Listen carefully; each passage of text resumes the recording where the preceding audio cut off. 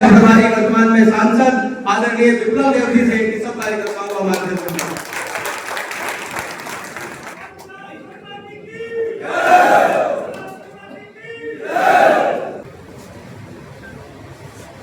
आदरणीय रामविलास शर्मा जी,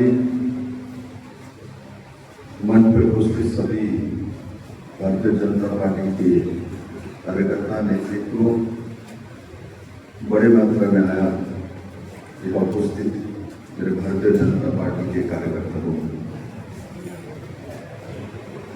बंधुओं, मैं बैठ के कुछ सोच रहा था। पिछले इलेक्शन में 2019 में हम मंदिरगढ़ नहीं जीते। कौन था? पिछली बार कौन था मैंने जीता हुआ एमएलए है? इस बार भी वही है। उनका कमाई क्या है? क्या महेंद्रगढ़ के लोग ऐसा दागी आसामी को साथ देने वाला है?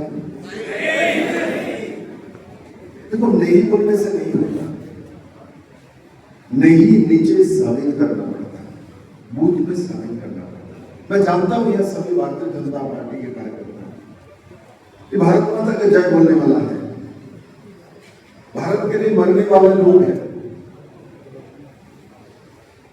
भारतीय जनता पार्टी कुछ भी नहीं करेगा तब भी आप भारत माता के जय बोलोगे, आदत हो गया। मैं देखता हूं या कोई भी नेता भारत माता के जय बोलते हो तो आपके मुंह से जिस तरीके से एक उच्छ्वास के साथ जयगान आता है, ये दूसरी पार्टी में भारत में नहीं है। आप ही लोगों के कारण से अभी भी समाजवादी पार्टी बचा हुआ है, राहुल गांधी बचा हुआ है, हमारे लोगों के कारण से बचा हुआ है। हम भारत माता का जय बोलते हैं, उसी कारण से आज भी उनका भी अस्तित्व टिके हुए है।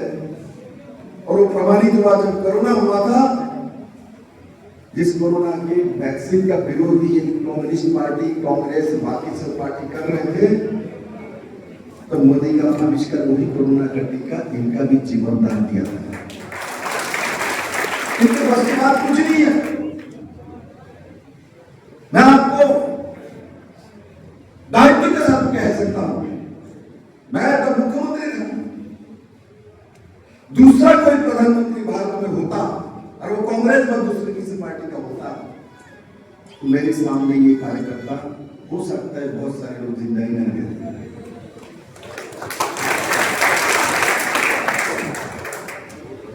मोदी कोई साधारण चीज नहीं है, मोदी कोई खानदानी किसी का पुत्रा पुत्री नहीं है। मोदी भारत माता का स्लोगन देने वाला कार्यकर्ता का आविष्कार है। ये हमारा आविष्कार है। और उसको लोकसभा में मोदी को हराने की कोशिश किया गया था, उसके बाद में मोदी 240 में आ गए, रोकने की कोशिश किया, झूठ बोल के। मैं इसलिए बोला, और बाबा साहब का और गौतम बुद्ध का मूर्ति सामने मेरे, पंचनिष्ठा के साथ पंचधाम बाबा साहब का बनाने वाला और कोई नहीं है, नरेंद्र भाई मोदी है। और उसी मोदी को ऊपर आरोप लगा दिया, मोदी आएगा तो एससी का रिजर्वेशन खत्म कर देगा।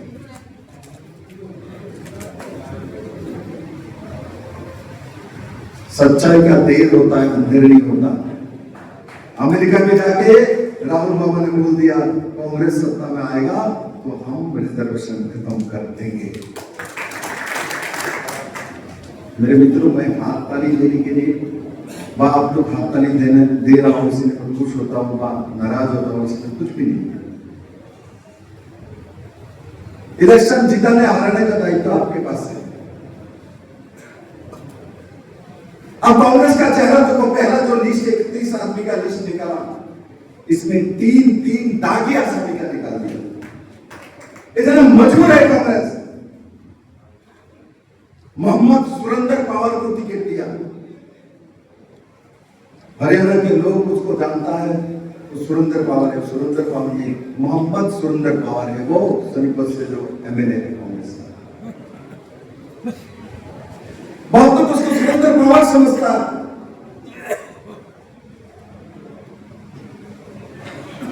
जेल में है, क्या ऐसा मजबूरी है हुड्डा को उनको ही टिकट देना पड़ा?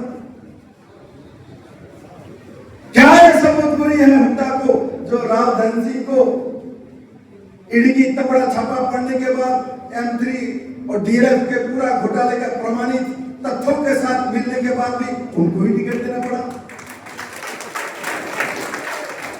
क्या ऐसा हुड्डा का मजबूरी है धर्म सिंह छोकर को ही टिकट देना पड़ा? क्योंकि इन सभी लोगों के साथ हुड्डा ने मुख्यमंत्री रहे होते 10 साल जो जमीन घोटाला किया था वड्रा के साथ मिलके, प्रियंका वड्रा के साथ मिलके 3 महीने करीब है। और मैं अपने कार्यकर्ता को दायित्व देना चाहता हूं, ऐसे भ्रष्टाचारी को उखाड़ के फेंको।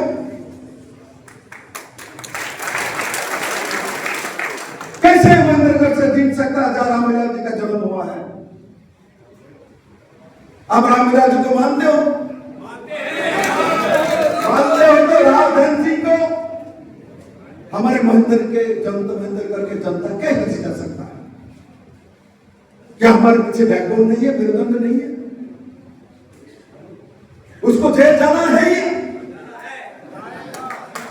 कोई नहीं रोक सकता। हजारों करोड़ों घोटाले का फाइल ईडी के पास जमा हो चुका है, कोर्ट में जा चुका है।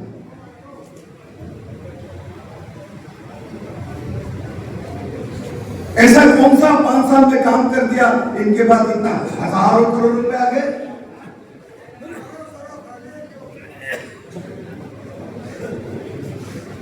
मेरे मित्रों, इलेक्शन जीतने के लिए बहुत बड़ा फौज का जरूरत नहीं पड़ता है, इलेक्शन जीतने के लिए विश्वास का जरूरत पड़ता है। महाभारत के पंच पांडव के सामने कौरवों का फौज खड़ा हुआ था, किंतु भगवान श्री कृष्ण साथ थे। बार बार जब भी युद्ध में और जब विचलित होता था, सामने भीष्म पितामह को देखता था, द्रोणाचार्य कृपाचार्य जब देखता था, स्वयं भगवान श्री कृष्ण खड़े हैं और श्री कृष्ण ने उनको वही किया जो उनको करना चाहिए था। क्या भगवान श्री कृष्ण उनके रथ में नहीं होता, क्या अर्जुन जीत सकता था? जीत सकता था? आप सभी को मालूम है, यहाँ बहुत पंडित लोग बैठे हुए हैं। जब युद्ध चल रहा था महाभारत की, और कर्ण जब बाण चलाता था तो अर्जुन के रथ 2-3 फीट पीछे हिलता था। अर्जुन जब बाण चलाता था तो कर्ण का जो रथ है वो 5-5, 10-10 फीट पीछे चला जाता था। किंतु श्री कृष्ण एक बार भी अर्जुन के बाण चल रहा था, इतना दूर जा रहा था, रथ हिल जाता था कर्ण का, एक बार भी हाथाली नहीं दे रहा। अब जब 2 फीट हिलता है तो भगवान श्री कृष्ण हाथाली देता है और बोलता है, वाह वाह, युद्ध खत्म हुआ। और भगवान श्री कृष्ण ने बोला, अर्जुन तुम रथ से उतरो। बोला, गुरुदेव पहले तो आप उतरो। बोले, नहीं, आप मुझे प्रश्न कर रहे थे ना, मैं क्यों कर्ण के बाण के बहावा कर रहा था, आप मुझे आपको दिखाना है। और जब कर्ण वहां से उतर गए, अर्जुन और उसके बाद भगवान श्री कृष्ण जब रथ से उतरा, वो रथ भस्मीभूत हो गया था।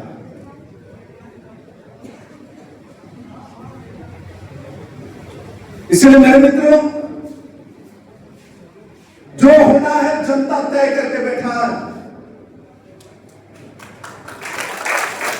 भगवान श्री कृष्ण रूपी जनता है। जनता से बड़ा सत्य कुछ नहीं है। हम लोग को लगता है हम बड़े बड़े नेता है। जनता के बिना हमारा कोई अस्तित्व नहीं है।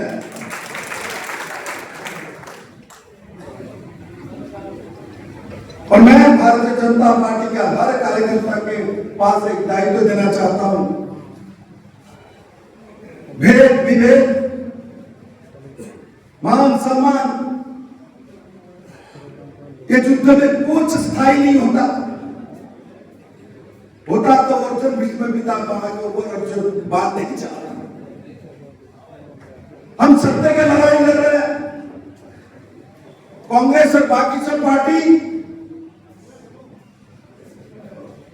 अपना परिवार और धर्म बचाने के लिए लगे हुए हैं। नरेंद्र भाई मोदी आपके बेटा बेटी परिवार की भविष्य बनाने के लिए कैबिनेट में one nation one election. Congress का मैनिफेस्टो देखा, गारंटी के गारंटी क्या है? गारंटी, इस गारंटी को कौन देगा? इसमें सबसे बड़ा गारंटी है जो सरकारी एम्प्लॉय को पुराना पेंशन लागू कर देगा, ओल्ड पेंशन। क्या भारत के लोग, हरियाणा के लोग, महेंद्र के लोग इतना बेवकूफ है? सालों साल सरकार हो गए, हिमाचल में हरियाणा के साथ लगा हुआ है। ओल्ड पेंशन की बात किया क्योंकि सबसे ज्यादा गवर्नमेंट की एम्प्लॉय पूरे भारत में हिमाचल में है, इसीलिए ओल्ड पेंशन स्कीम खेला। बाद में औकात नहीं है देने का। अब तो ओल्ड पेंशन छोड़ दो, 3 महीने से सैलरी नहीं दे पा रही है कांग्रेस। बेवकूफ तो है, आपको इतना बेवकूफ है मैंने मुझे मालूम नहीं।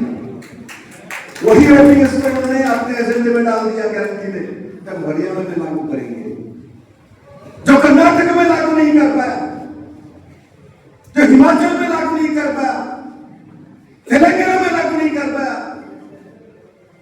हरियाणा में लागू कर देगा। क्या बात बोलते हैं?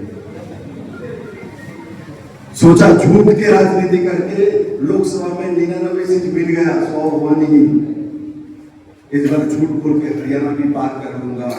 मैं हरियाणा के पूरे प्रांत में घूमता हूँ। मैं आपको गारंटी के साथ बोल सकता हूँ, हरियाणा में एकक संख्यागरिष्ठ भारतीय जनता पार्टी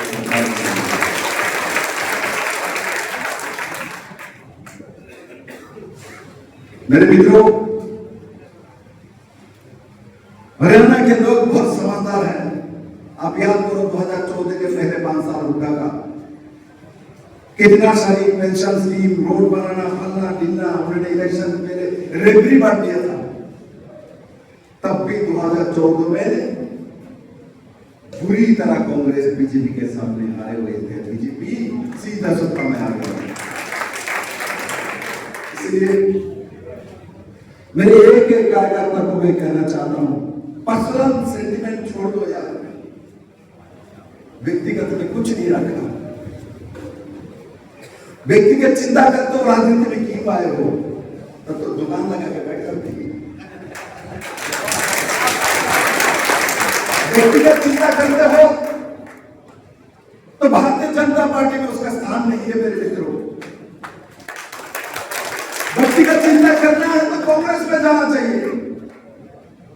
वही राहुल गांधी, वही गांधी परिवार का पतन करते रहेंगे। हर प्रदेश में बाप बेटा तैयार करेंगे। हिम्मत है तो राहुल गांधी हरियाणा में हुड्डा को चीफ मिनिस्टर कैंडिडेट डिक्लेयर करके दिखाए। नहीं कर सकता है, क्योंकि हुड्डा को डिक्लेयर करेगा तो कांग्रेस बुरी तरह हारेगा। कांग्रेस को मालूम है, याद रखना। दौड़ में हरियाणा में, तो हरियाणा तो स्पोर्ट्स का प्रदेश है ना, खेलकूद का प्रदेश है ना। दौड़ में जो पहला बहुत ज्यादा तेजी से दौड़ता है वो उसको हारना तय होता है। ये कोई नई बात मैं नहीं बोल रहा हूं, सब लोग जानते हैं। जो दौड़ता है बच्चा भी जानता है, इसलिए बच्चा को मालूम नहीं है। कोई 10 साल 15 साल 16 साल का बच्चा मेरे साथ दौड़ेगा तो सोचेगा पापा के पहले दौड़ लूं तो बहुत जोर से दौड़ेगा, किंतु बाप दौड़ से नहीं दौड़ता है, उसको मालूम है, तजुर्बा है, इसीलिए वो धीरे धीरे दौड़ेगा। अब जब समय आएगा अपना स्पीड बढ़ाते हैं, जब तक वो थक जाता है, ये बाप बेटा थक चुके हैं बीजेपी वाले।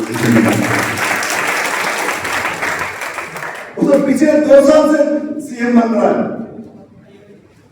पिछले 2 साल से हरियाणा में घूमता हूं, 2 साल से सीएम बन रहा है। 2 साल से वो सीएम नहीं बना, हमारा नायब सिंह सैनी सीएम बन गया। अब मुझे अच्छा लगता है, कहीं भी जाता हूं, हमारा रामलीला जी जैसा इतना लंबा नहीं है, हमारे सीएम थोड़ा सा कम है, किंतु रामलीला जी के बाद उनका नंबर आता है। लंबाई तो हमारे गुरु जी के आसपास है, उसका इतना लंबाई नहीं है, क्योंकि अभी काम करते करते उनका लंबाई होगा।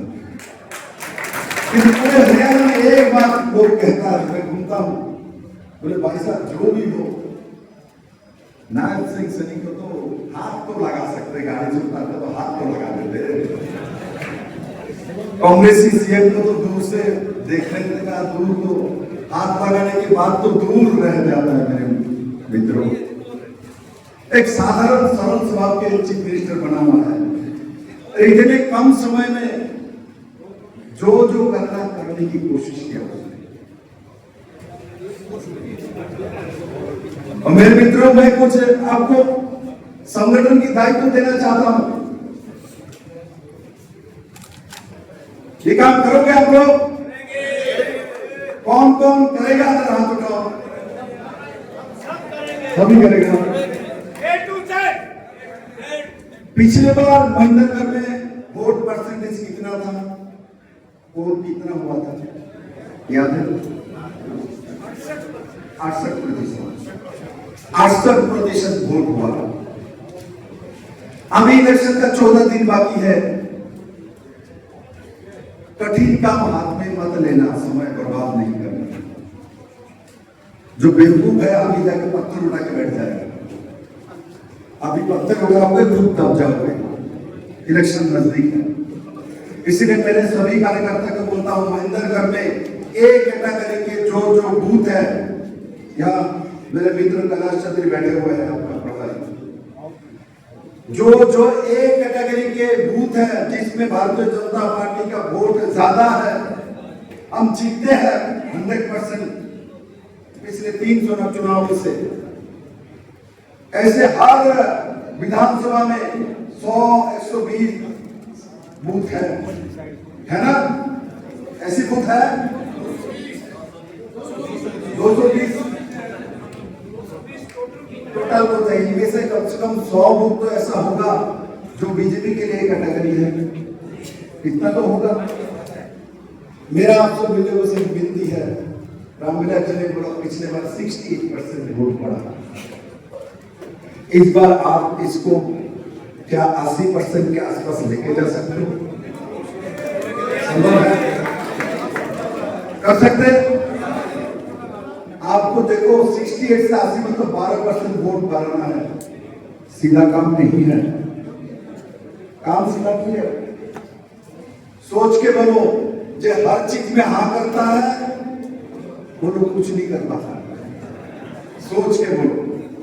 मुझे दिखाने के लिए भाई साहब कर सकता हूं,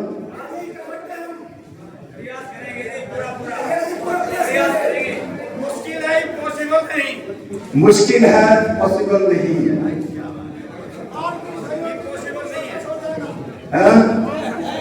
सचिव मोदी है तो मुमकिन है, ये तो नारा है।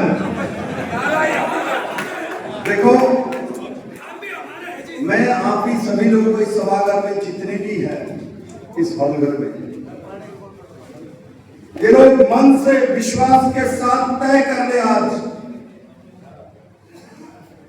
जो हम 80% वोट कराएंगे, चाहे धूप हो, चाहे बारिश हो, चाहे तो लड़ाई करना पड़े, हम 80% वोट करेंगे, वोट कराएंगे तो हो सकता है। जिसको विश्वास से ही कृष्ण मिलता है, जिसके पास विश्वास है वो सब कुछ कर सकता है।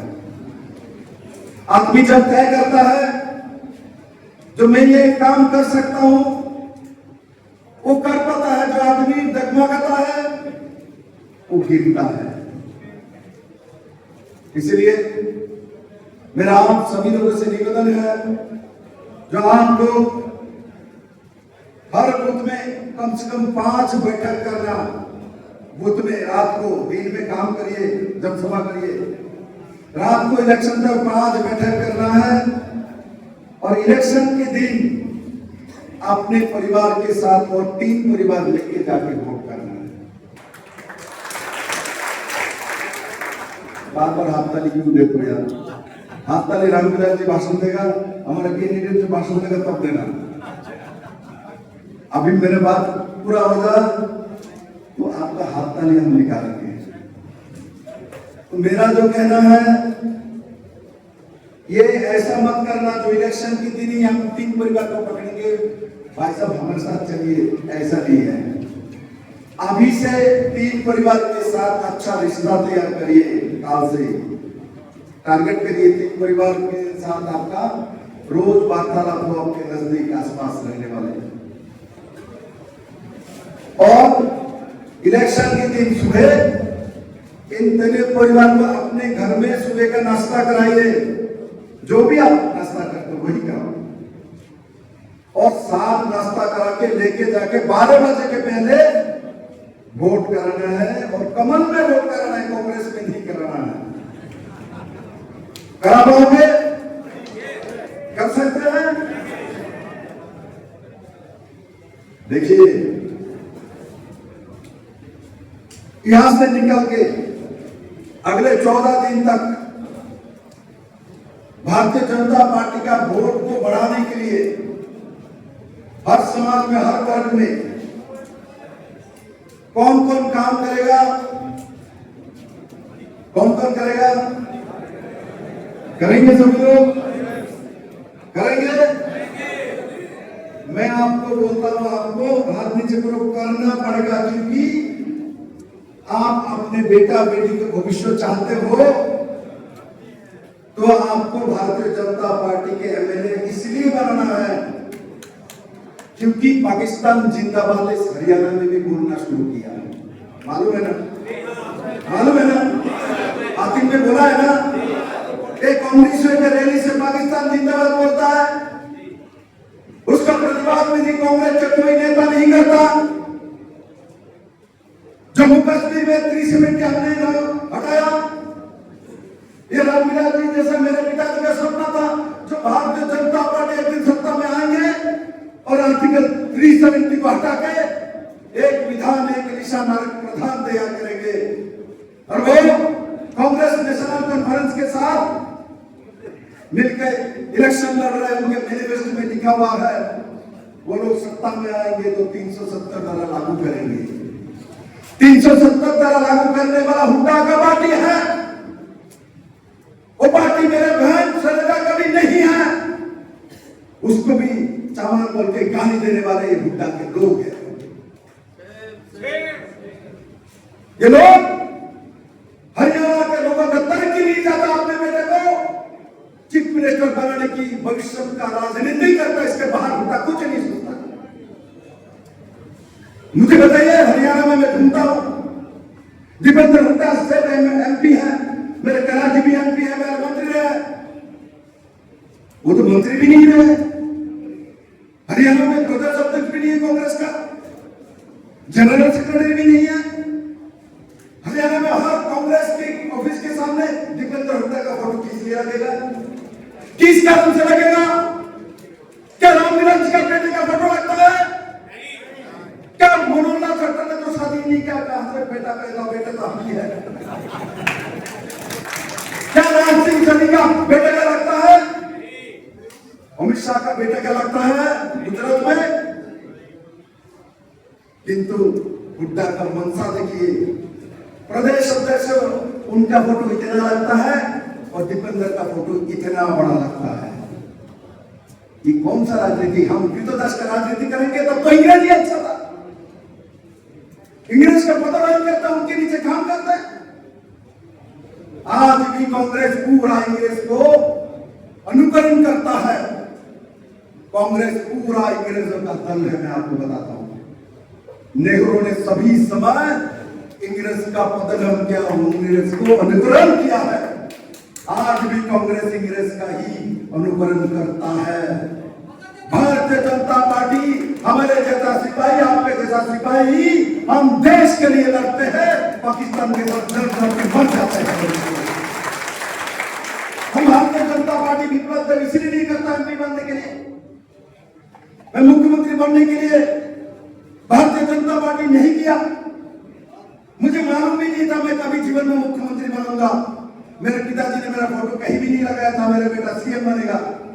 मेरे पिताजी तो स्वर्गवास हो गया था। इस पार्टी के दिन में मेरा फोटो था, इसलिए मैं चीफ मिनिस्टर बना। इसलिए मैं मेहनत करके हर कार्यकर्ता को मैं कहना चाहता हूं, आप दिल को पूछिए, बताइए किस कारण से भारतीय जनता पार्टी के कैंडिडेट के साथ खड़ा है।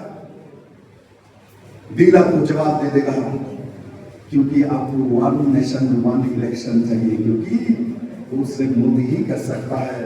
वन नेशन वन इलेक्शन जिस दिन लागू हो जाएगा, याद रखना, हमारा लाखों करोड़ों रुपया जो इलेक्शन में चला जाता है बार बार, वो निकल के नरेंद्र भाई मोदी आपके बेटे का भविष्य तैयार करने वाला है।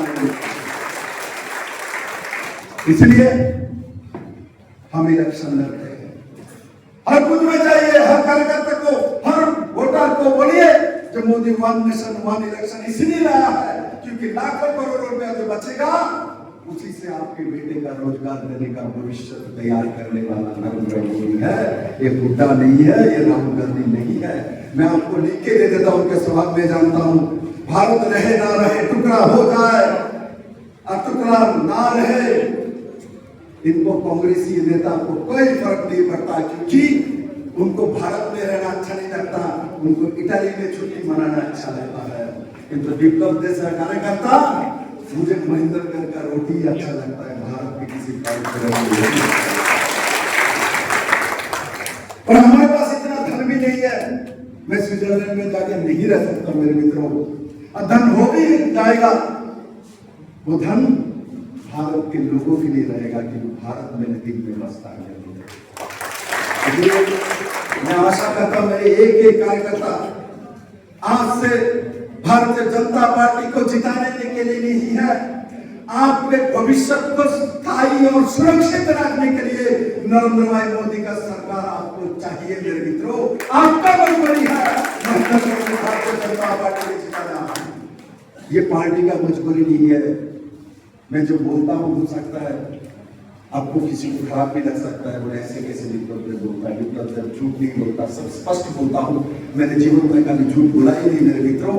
मैं कुछ बनूं नहीं बनूं, मेरा स्वभाव है, जो है मन में बोल देता हूं, क्योंकि मैं सोचता हूं, मैं मानता हूं, जो सोचता है उसका ट्रेन छूट जाता है, और जो तुरंत डिसीजन ले सकता है वो नरेंद्र भाई मोदी और भविष्य बन जाता है। इसलिए हम लोग गरीब घर से आए हैं मित्रों, इसलिए हम कमजोर नहीं है। कोई सोचने का विप्लव तक गरीब घर से उठा हुआ है, इसलिए कमजोर है।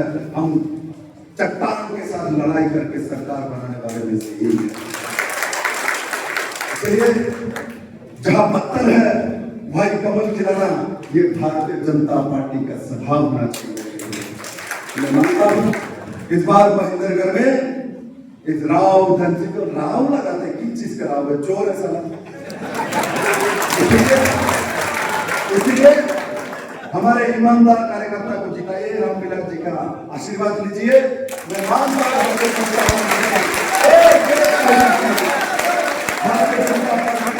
एक कार्यकर्ता इन चोरों को सबक सिखाएंगे और अपने बेटे का 80% वोट करा के महेंद्र ने इतिहास ले करके भारतीय जनता पार्टी की सरकार बनाएंगे, धूप में जाएंगे, 80% वोट करा सकते, और बैठक करेंगे, हमारे साथ बोले भारत माता की, भारत माता की, नरेंद्र मोदी की, अविनाश जी की, आपको बहुत बहुत धन्यवाद।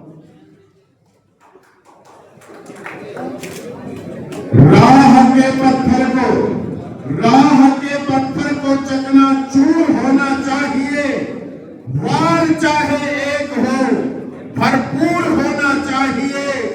केवल इतना ही नहीं कि वो हार अपनी मान ले, वो हमारे सामने मजबूर होना चाहिए, मजबूर होना चाहिए।